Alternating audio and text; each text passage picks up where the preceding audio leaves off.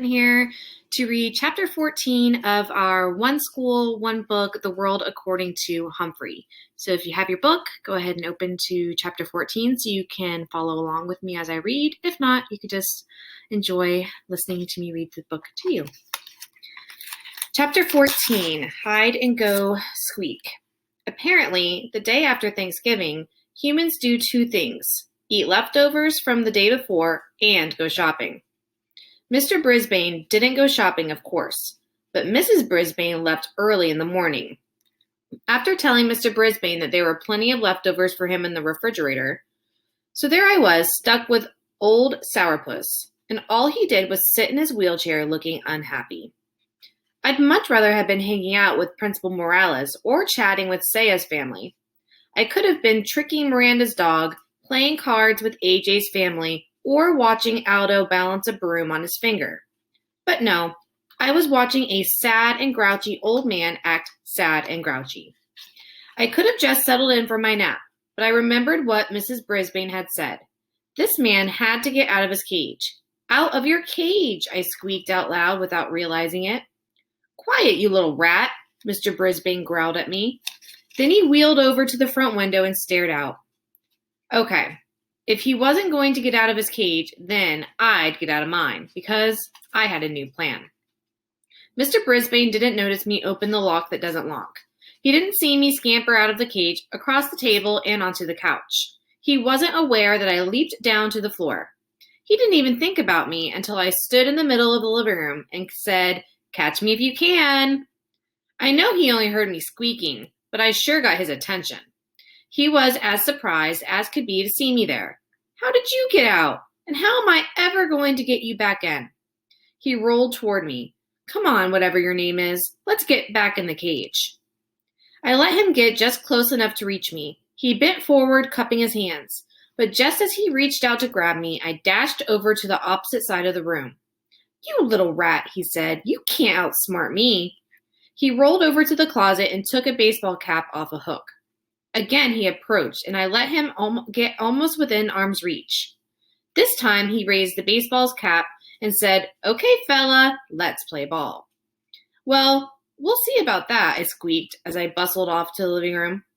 He quickly established the rules of the contest. 1. I would stay out in the open, in places he could reach in his wheelchair. 2. He would use his cap to capture me, if he could. Once he reached the dining room, I rushed into the den. "Oh, think you're clever? We'll see who's clever," he's challenged. From the den, I scuttled over to the hallway. By now, Mr. Brisbane's cheeks were pink and he was almost smiling. "You're smart, but you won't win this one." This time, I let him get that cap within a whisker of capturing me, just to keep the game interesting. Then I scurried back to the living room, but before he followed me, Mr. Brisbane slammed the bathroom, bedroom, and guest room doors. Aha! He was limiting my range of possibilities. Pretty cunning. In the living room, I decided to make a bold move. I hid under the couch. Then I let Mr. Brisbane stew for 5 minutes. "Come here, Humphrey. You have to come out sooner or later," he called, and I thought he didn't know my name. He shook the curtains and pushed the chairs to see if he could rouse me. Too bad he didn't think of using sunflower seeds like Mr. Morales did. Yum. I finally got kind of bored, so I made a dash for the dining room. Mr. Brisbane followed, and this time I let him scoop me up in the cap. "I win," he shouted triumphantly. He was beaming with pride as he stared down at me. But you were a worthy opponent." He put me back in my cage, and I scrambled into my sleeping house. I have to admit, the game had made me a little drowsy. I don't think that it was very long before Mrs. Brisbane returned, carrying several shopping bags full of packages.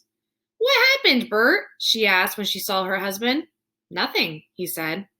"But your face is all rosy. You look different, and you're wearing a baseball cap," she said. "Sit down, Sue," he answered. "I'll tell you all about it." He told her every detail of our match, chuckling and swinging his cap back and forth.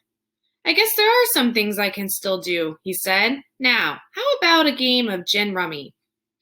Mrs. Brisbane was almost speechless. "Okay," she said, starting to get up. Mr. Brisbane waved her away with his cap. "I'll get the cards. You just sit." As he wheeled into the den, Mrs. Brisbane turned to me and quietly said, "Thank you, Humphrey." Mr. Brisbane didn't frown the rest of the day and evening, except when Mrs. Brisbane beat him at cards. The next morning, which was Saturday, she couldn't even find her husband. "Where could he be?" she asked me. "He hasn't left the house in months." A minute later, he came into the house from the garage, his lap full of boards and bricks and things. "I've got an idea for our friend Humphrey," he said. Mr. and Mrs. Brisbane spent most of the rest of the day building an obstacle course on the coffee table in the den. They lined up boards along the side so I couldn't stray too far. And then they set up things for me to climb over and climb under, like bricks with holes to hide in, and big cardboard tubes. And Mr. Brisbane constructed a series of ramps for me to climb. Oh, we had a wonderful day. Mr. Brisbane got out a stopwatch to time me on my runs, and they made bets on how long it would take me to get from start to finish. Mrs. Brisbane even added a few treats to the maze, bits of apple and biscuit. I had fun. The Brisbanes did too, I could tell. On Sunday afternoon, the Brisbanes invited their neighbors over to watch me run my maze. Mr. and Mrs. Robinson brought their 5-year-old twins along. "Glad to see you looking so chipper," Mr. Robinson told Mr. Brisbane. "I think he's finally feeling better," Mrs. Brisbane whispered to Mrs. Robinson. Mr. Brisbane looked a little vinegary again on Monday morning, though. "Why can't we keep him here, too?" he asked. "The children would never forgive me," she told him. "He's really their hamster, but," she grinned, "there's a 2-week Christmas vacation coming up soon. I think Humphrey better spend it here." Could I believe my cute furry ears? She liked me so much, she actually wanted me to come back? This was a whole new Mrs. Brisbane, one who liked me. By the time Mrs. Brisbane and I returned to room 26, I was pretty tired. But it was a good tired, and I knew I could rest up from my weekend during recess. Tip 14.